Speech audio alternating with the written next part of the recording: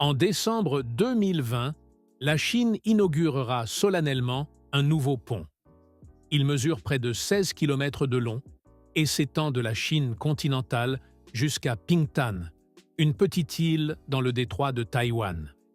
Jusqu'ici, rien de bien spectaculaire. En effet, presque tous les ans, la Chine crée des méga-constructions, comme par exemple le plus long pont maritime du monde, qui relie les métropoles de Hong Kong et Macao au continent sur plus de 55 km. Mais ce projet, qui a terminé sa première phase en décembre 2020, est censé être le début de quelque chose de grand, qui changera non seulement la région, mais aussi le monde pour toujours. En effet, le président chinois a déclaré dès le début que la fin du pont ne serait pas la petite île de Pingtan, mais Taïwan. Pingtan est maintenant confronté à une opportunité unique. Nous devrions faire un grand pas en avant dans l'intégration de la Chine et de Taïwan. C'est ainsi que Xi a préparé les fonctionnaires de l'île à la construction lors d'une visite. En effet, sur une longueur de presque 150 km, un pont et un tunnel devraient être achevés d'ici 2035. Pékin et Taipei seront ainsi reliés par des trains à grande vitesse qui permettront d'atteindre Taïwan en 1 heure et demie. Et le plan a été officiellement approuvé par le gouvernement et le Parti communiste le 11 mars 2021 lors du Congrès national du peuple. Bien sûr, sans l'accord ou l'implication de Taïwan elle-même. Et c'est là que le bat blesse. Car la question de Taïwan est probablement l'une des plus grandes questions géopolitiques de notre époque. Et beaucoup y voient là le déclencheur le plus probable d'une grande guerre entre la Chine et les États-Unis. En effet, Taïwan ne se considère en aucun cas comme faisant partie de la Chine et se présente comme une antithèse démocratique complète de la Chine communiste. Quelle est donc la véritable intention derrière ce gigantesque méga-projet?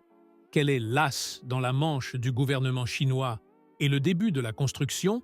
Est-il le signe avant-coureur d'une guerre imminente?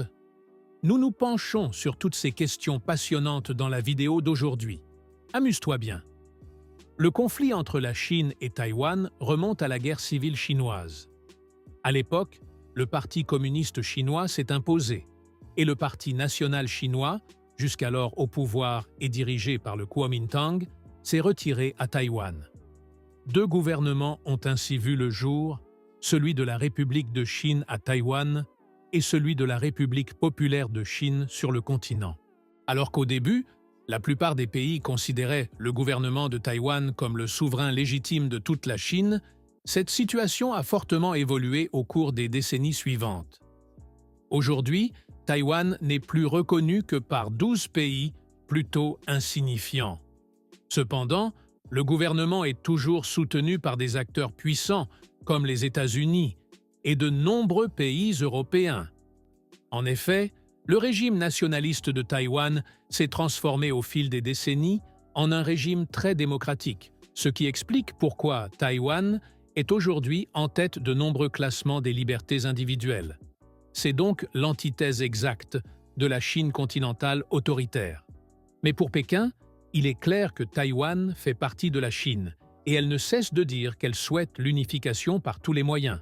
Et la connexion prévue avec Taïwan est considérée comme une étape supplémentaire de cette acquisition. Si l'on fait abstraction des problèmes géopolitiques, la connexion de Taïwan est tout à fait logique. C'est pourquoi on a déjà discuté d'un tel projet dans le passé.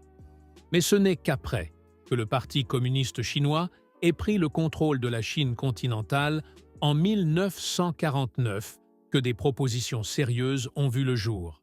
En effet, dès le début, Pékin s'est efforcé d'obtenir la domination de Taïwan.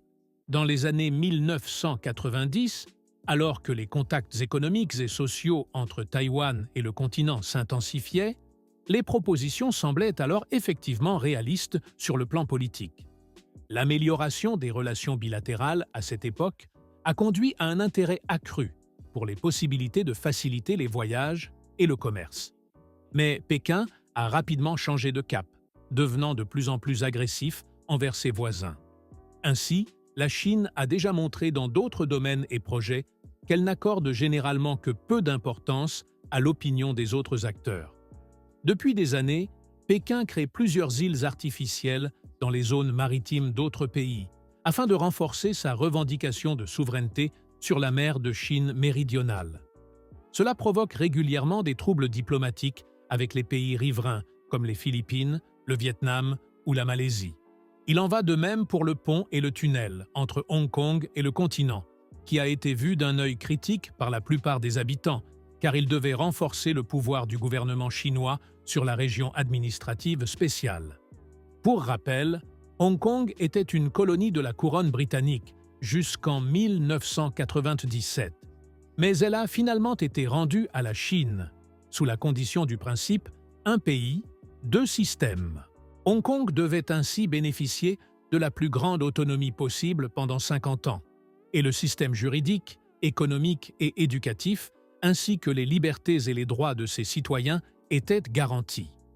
Mais 1 an et demi seulement après la construction du pont, la loi sur la sécurité nationale de Hong Kong a été adoptée, annulant en grande partie le statut d'autonomie et limitant considérablement les libertés des citoyens.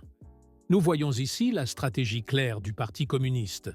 Faire d'abord, ou plutôt construire d'abord, pour finalement mettre tous les autres acteurs devant le fait accompli.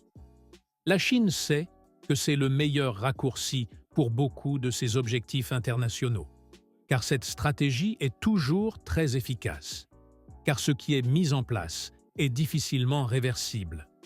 Le pont et le tunnel doivent être construits dans le cadre du gigantesque corridor Pékin-Hong Kong-Taipei. La Chine est en train d'équiper tout son pays de trains à grande vitesse ultramodernes. Ainsi, ce corridor a été annoncé en 2016 comme faisant partie du réseau national de trains à grande vitesse, 8 verticaux et 8 horizontaux. Et le réseau de plusieurs milliers de kilomètres est aujourd'hui presque achevé. Seule la connexion avec Taïwan manque encore. Mais que prévoit exactement la Chine? On parle surtout du tunnel, qui devrait relier l'île au continent sur environ 130 km. Le fait que le détroit de Taïwan soit une région relativement stable sur le plan sismique est un atout pour Pékin. C'est assez unique, car la région extérieure est très sensible aux tremblements de terre. Par exemple, le Japon, les Philippines ou la côte est de Taïwan. Néanmoins, la construction serait une prouesse architecturale.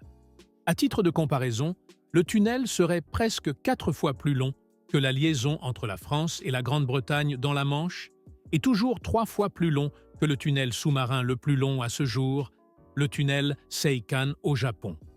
Mais la Chine s'est aussi montrée très ambitieuse par le passé, et a toujours montré qu'elle réalisait des méga-projets considérés comme impossibles. Mais un aspect potentiellement délicat du plan des ingénieurs chinois consiste à créer 2 îles artificielles au milieu du détroit pour une station de traitement de l'air, qui amènerait de l'air frais dans le tunnel. D'autres îles artificielles entraîneraient probablement des tensions drastiques avec Taïwan, car Taïwan elle-même est bien sûr très préoccupée par les projets chinois. Non seulement elle perdrait ses avantages géographiques en tant qu'île, mais en plus, la Chine pourrait utiliser le tunnel pour des actions militaires, car ce serait bien sûr la porte d'entrée idéale pour une invasion et une prise de pouvoir, tout comme cela a déjà été fait à Hong Kong. C'est pourquoi le gouvernement de Taipei a protesté massivement contre le projet dès le début. Il n'y aurait aucune approbation de leur part pour un tel projet, et il s'agirait d'une nouvelle menace de Pékin. Pour Xi Jinping, le méga-projet sert surtout de moyen de pression supplémentaire pour imposer l'union au gouvernement de Taipei. Elle fait partie de ce que j'appelle la stratégie la stratégie douce, c'est-à-dire la résolution de la question dans l'intérêt de la Chine sans utiliser de moyens militaires. Cela comprend de nombreuses mesures telles que la pression diplomatique pour saper la reconnaissance mondiale de Taïwan, une forte influence sur l'opinion publique et les médias sociaux à Taïwan par le biais de la propagande, des cyberattaques massives répétées et également l'influence politique. Mais après l'échec de la tentative de Pékin d'influencer les élections de janvier 2024 pour porter au pouvoir un président favorable à la Chine, la menace militaire est de plus en plus agressive. Xi Jinping a également déclaré publiquement à plusieurs reprises qu'il n'hésiterait pas à recourir à l'armée pour réaliser l'unification. Et il ne cesse de renforcer ses déclarations. Les avions de combat chinois pénètrent presque quotidiennement dans l'espace aérien taïwanais et les frontières maritimes sont constamment violées. La Chine a annoncé en septembre 2023 qu'elle avait désormais toutes les capacités pour construire un tel tunnel vers Taïwan. De plus, les deux parties souhaiteraient une telle liaison. Le gouvernement de Taipei a immédiatement démenti cette information, mais Pékin semble toujours trouver des soutiens à Taïwan. Avec ce projet, le Parti communiste montre son pouvoir et continue de saper l'influence du gouvernement de Taïwan. On ne sait pas quand la construction commencera officiellement. Pékin reste également très discret sur les autres plans. Et en raison de l'état de surveillance, peu de choses filtrent à l'extérieur. Mais si la construction se poursuit, il s'agira clairement d'une nouvelle étape dans l'escalade de la question taïwanaise.